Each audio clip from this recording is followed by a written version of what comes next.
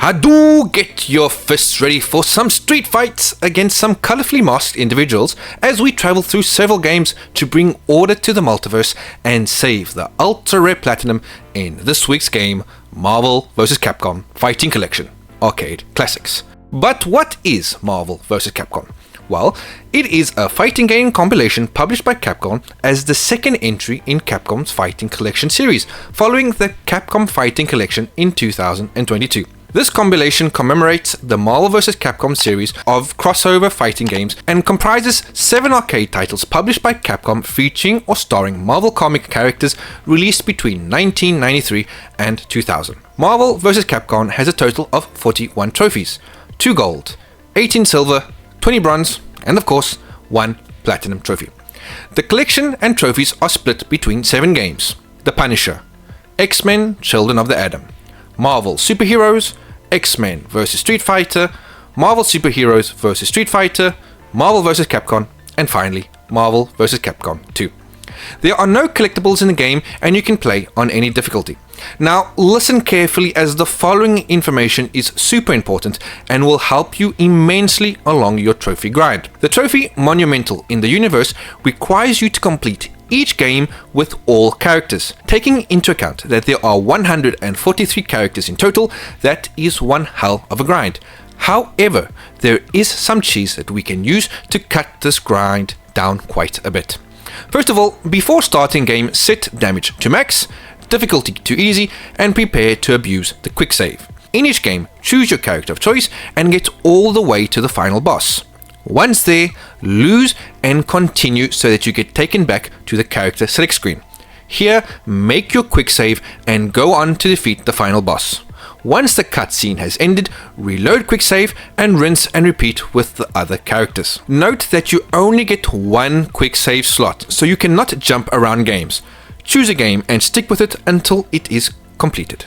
Also, several games have hidden characters that you will also need to use to get 100% completion. On PSN Profiles, the trophy guide informs you on how to unlock all secret characters. It will be linked in the description. Now obviously, with 143 characters, it can be pretty easy to lose track on who you have completed each game with. Never fear, because at the title screen, simply click on Fighter Awards and here the game tracks who you have completed each game with. This is super useful and I can't thank the devs enough for putting this in the game. Another cheese to help with the grind: in the later games you can play with 1 or 2 partners. When the final boss is defeated, the game will count all partners as well, meaning you don't have to defeat the boss with each individual character. As long as they are in your team, the game will count them as completing the game. So make sure that you have a new teammate every time you face the big baddie. For the miscellaneous trophies, which are basically pull off a certain power move, all of them can be done with a second controller, and I would recommend this method as it is less stressful than against the AI and leaves more room for error. Finally, there is a trophy for completing every game. This did not pop for me at first, and upon investigating, I found that Marvel Superheroes did not register any of the characters as completed, so keep an eye on that. Now with that being said, let's quickly go game by game to see the trophies that might cause you some problems. The Punisher. Before playing this, make sure you play the offline mode first. The Punisher has 6 trophies, and here you are required to play as the Punisher, then later Nick Fury. To be able to play as Nick Fury, before selecting the game, in the options underneath, select Player 2. Otherwise, the game will always auto-select the Punisher. And these 2 characters go towards the Monumental in the Multiverse trophy. So once you've completed the game as the Punisher, quit, select Player 2, and as the game is loading, pause, and at the stage select, press the last stage to hurry things along. Along the way, don't forget to save Barbara, and in the bonus level, you will need to shoot all 20 barrels for like a fish in a barrel. Finally, and most important, once you complete the game, do not exit immediately. Let the credits roll, and at the end, put your name in for the trophy, say your prayers, where you need to reach the top of the offline rankings. So during your first playthrough, make sure you collect all items you can. X-Men Children of the Atom. In my opinion, one of the harder games. Even on easy, the AI seems to have it out for you, and the final boss Magneto is super annoying. There are 3 trophies that might cause some problems. You will need to get a KO with a Hyper X finish and a 50 hit combo. If you play your cards right, you can get both at the same time. Select Storm or Iceman, make sure that damage is set to low, and build up your power bar. Use your second controller and select Sentinel to pull this off. Challenger from another world asks you to run into Akuma, the secret character. So bring your A game here, as there are quite a few requirements you need to meet. First of all, before starting the game, make it only one round. This can be done on max damage, but lower it a bit if you like. Choose Iceman, and here are the requirements. Play on manual. Get the first hit in every round. Before the round starts, quick save to ensure this. You must win every round, of course. Connect with a Hyper X move at least half of the rounds. You must do an X move in each round. And when Akuma spawns, quick save again, as you are required to defeat him for the trophy to pop. With Iceman, just jump up and spam Ice Beam to fill your super meter, and once it's full, get as close as you can and let your super go flying. Marvel Superheroes. The trophy Suitable Stones asks you to activate the gem most suited to your character. Here, the chart of which gem for which character. X-Men vs Street Fighter. That's Raging Demon for your sugar asks you to finish a match with Shan Goku Satsu as Rogue. This is best done with a second controller. Before going in the game, set L3 to the move Akuma Tatsumaki Zankuki Yaku. I hope I said that correctly. Choose Rogue, and on the enemy side, make sure that Akuma is selected.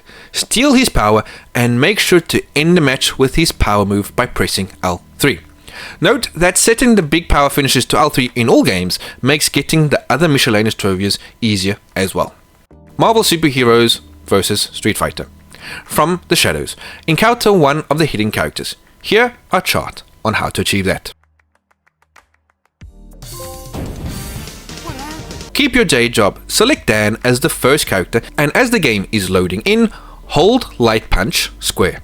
If you hear an explosion and Dan is on his back, then you know that you've done it correctly. Marvel vs Capcom. Possum Buddies.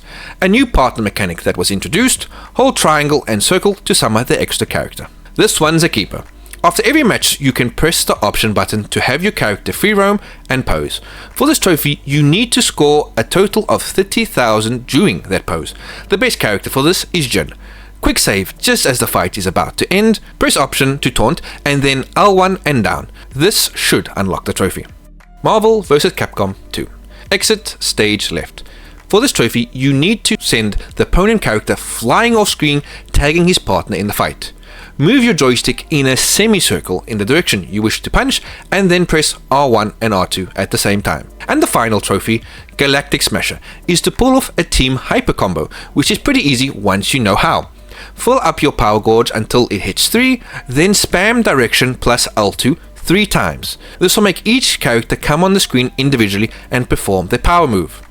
After saving the multiverse, you should be the proud owner of an ultra rare 1.4% platinum trophy.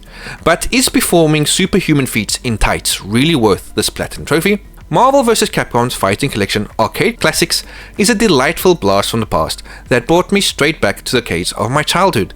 The colourful visuals and the iconic character designs remind me why these games were so captivating back then, and they still hold up today.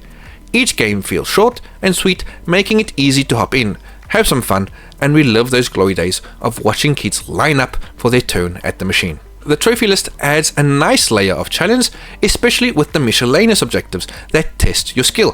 While some of these trophies can be tricky due to the precise of button inputs, there's a fantastic workaround. You can map an entire super move input to just one button. This feature is an absolute lifesaver for less skilled gamers, or anyone who just wants to make their life a little easier. I found it surprisingly fun to tackle these challenges using my second controller. It felt like a minigame in itself.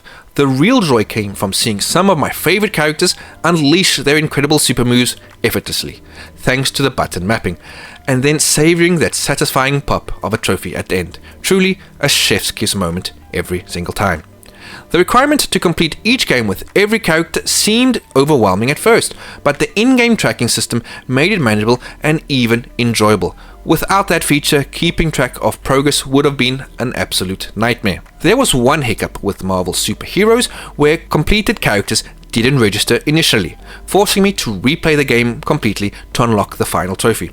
Thankfully, it's a shorter roster with only 10 characters, so it wasn't too much of a grind, but keep your eye on this.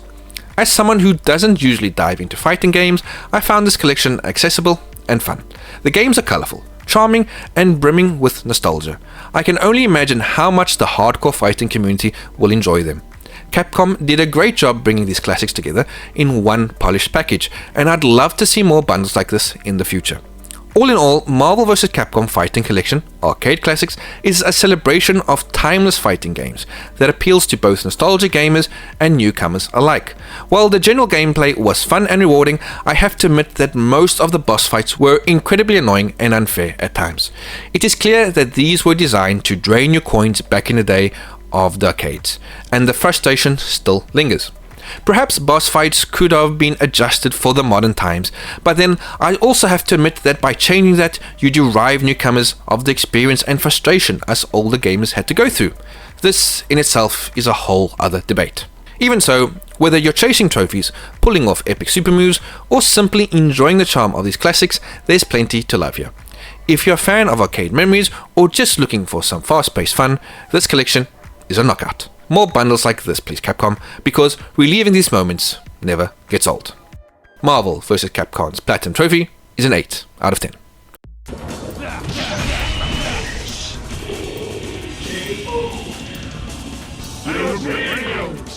Thanks everyone for watching. I hope you enjoyed this video.